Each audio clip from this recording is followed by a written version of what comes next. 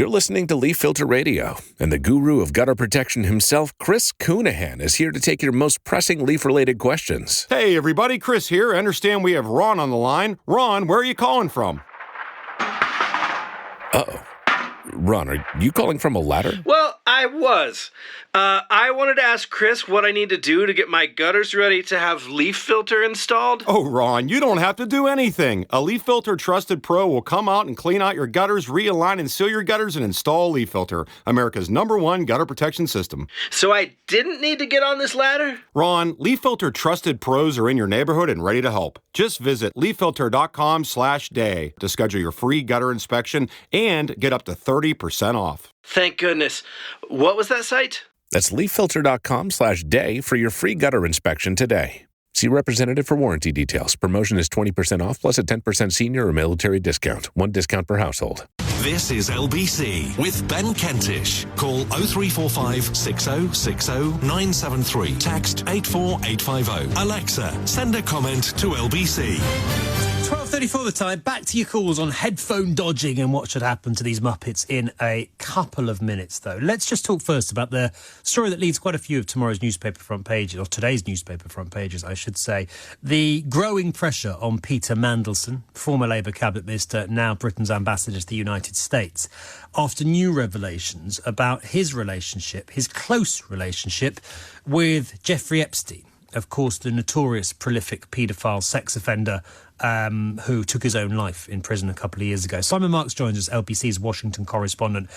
Simon, very good evening to you. Very good morning, I should say. Evening your time. We knew this, didn't we? We knew that Peter Mandelson had a pretty close association with Jeffrey Epstein. It's been the source of speculation, conjecture, questions for quite a few months now. But the new revelations have piled more pressure on Peter Mandelson. Just talk us through what we've now learned and how big a deal you think it is. Morning. Yeah, good morning to you, Ben. I think it is a growing problem for Lord Mandelson. Now, of course, Britain's ambassador to the United States, dealing with Donald Trump on a continuing basis and sharing a connection to the disgraced and deceased financier Jeffrey Epstein with the American president. Like Donald Trump, Peter Mandelson contributed to the 50th birthday book that Ghislaine Maxwell organised so that Jeffrey Epstein's friends could send in submissions wishing him a 50th birthday and paying tribute to him. In many cases, those contributions were lewd and lecherous and absolutely made it apparent that the people authoring those contributions had more than an inkling, I think it is fair to say, about Jeffrey Epstein's proclivities. That is not true necessarily of Peter Mandelson's contribution to the book, but it's a pretty substantial contribution. It's 10 separate pages, an illustrated set of pictures that begins with Peter Mandelson writing, "Once upon a time, an intelligent, sharp-witted man they call mysterious parachuted into my life. You would spend many hours just waiting for him to turn up." And then Peter Mandelson goes on to say, and often the sooner you were getting used to having him around, you would suddenly be alone again. Well, this thing goes on, as I say, over 10 pages. I suppose the most curious page is the 8th one, where there appears to be a picture of an island. I don't know if it is Epstein Island, but certainly Peter Mandelson indicates that on occasion you would be invited to one of his glorious homes that he likes to share with his friends. And then in brackets underneath he writes the words, "Yum, yum." So, I mean, I think that he's got some explaining to do, given that we know that there are allegations of all sorts of nefarious activities that took place on Epstein Island, and that a whole host of high-level people, celebrities, captains of industry and business, people connected to the world of politics, went to Epstein Island at his personal invitation. So I think it's difficult. I mean, as you know, Peter Mandelson absolutely is reminding everybody that many months ago he said that he regretted ever having been introduced to to Jeffrey Epstein. But I think we are now seeing that there was more of a deep and abiding friendship, certainly according to what Peter Mandelson scribed in this birthday book, than we previously understood. We referred to him, didn't he, as his best pal. Best pal, yeah. And this, I mean, obviously big questions for Peter Mandelson, Simon, and his judgment. I do wonder if there's also a pretty major question mark over Keir Starmer's judgment, given that knowing not all of this, but quite a lot of it, about the relationship between Mandelson and Epstein, Starmer still decided he was the right man to be ambassador in Washington. Well, I think it's certainly a question that can be asked. I mean, there were all sorts of other reasons why Lord Mandelson may not have been the right choice for Washington, D.C., given that he, of course, played a prominent role in the realm of trade with the European Union, and Donald Trump is implacably opposed to the European Union's approaches to trade, as Brussels has learnt since he returned to the White House. I mean, we don't know the extent of Lord Mandelson's association with Donald Trump prior to his arrival in Washington, D.C. Clearly, I think that there are questions that may be worth asking in that regard as well. Andrew Marr was telling me this evening on his programme that his sources are telling him that Donald Trump's nickname for Peter Mandelson is Sneaky Pete. So that would suggest that the President of the United States is not necessarily beguiled by some of the approaches that Lord Mandelson has taken when he's in the Oval Office. You'll remember that he was there when Keir Starmer was on the telephone and they announced that partial trade deal. And absolutely, the British ambassador has been very, very careful in flattering Donald Trump, and also, as he did in his speech over the weekend, saying to government officials and lawmakers and others in the UK, you've got to understand that Donald Trump really saw something in American public opinion that other people did not see about the direction that the country was taking, and you can't ignore that, and you can't diminish the scale of the success he had winning the presidency, not just once but twice.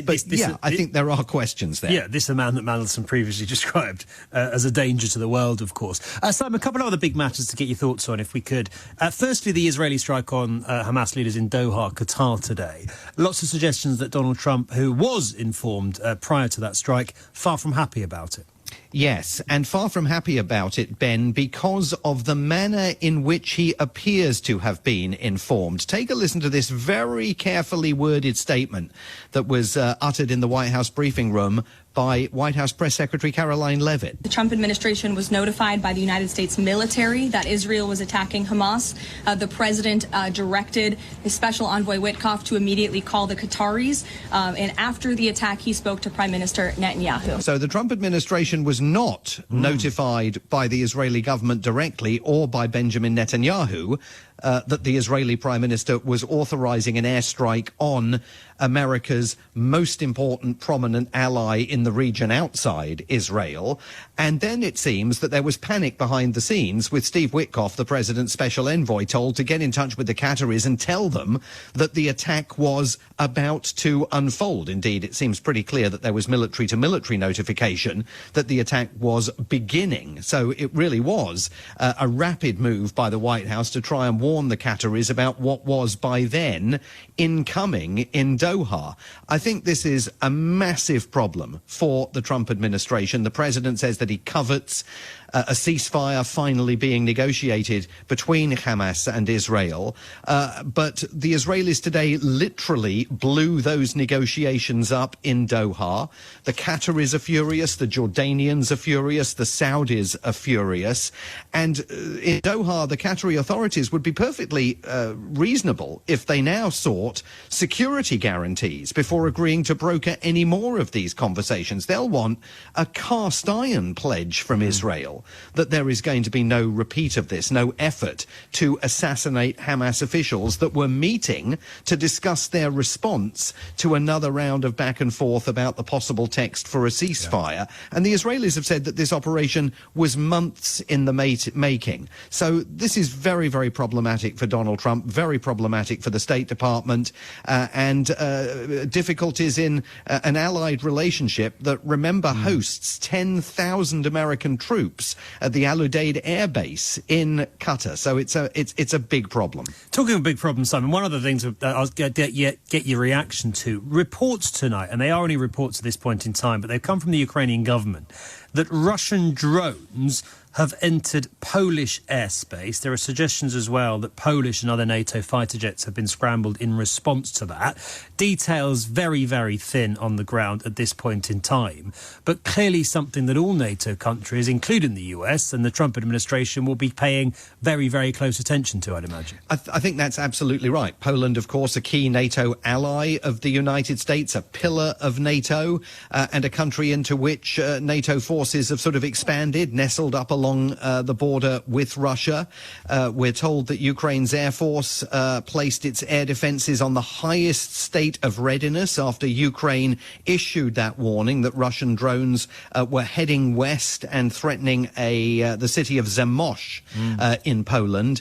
I mean, if this turns out to be accurate reporting by the Ukrainians, the Americans will want to be keeping a very close eye on what is taking place, because the nightmare scenario with regard to the Ukraine conflict, of course, is any kind of Russian attack on NATO soil because of Article 5. Yep. At the centre of NATO's charter, the Mutual Defence Covenant, an attack on one is an attack on all. So I suspect they will be burning the late night oil at what we must now call the Department of War here in Washington, and keeping an eye on exactly what's taking place in the skies over Poland. Simon, appreciate your time as always. Thank you very much indeed. Simon Mikes, LBC's Washington correspondent.